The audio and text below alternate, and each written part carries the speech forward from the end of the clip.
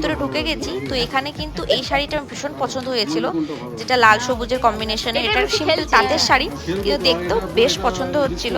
তো মনে হচ্ছিল এখান থেকে আমাদের শাড়িটা হয়ে যাবে।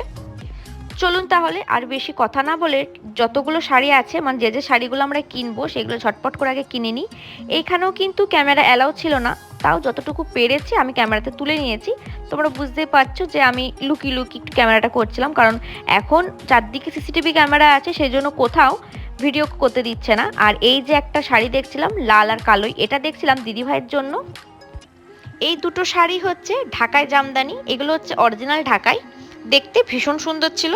তো এই চারখানা শাড়ি আমরা এখান থেকে কিনলাম। কেমন হয়েছে শাড়িগুলো সেগুলো অবশ্যই জানিও। যা যা শাড়ি কেনার ছিল আমরা শাড়িগুলো এখান থেকে পারচেস করে নিয়েছি। বর চলে গেছে বিলিং সেকশনে বিল পেড করতে, সেই ফাঁকে আমি আর দিদিভাই আমরা একটুখানি বসে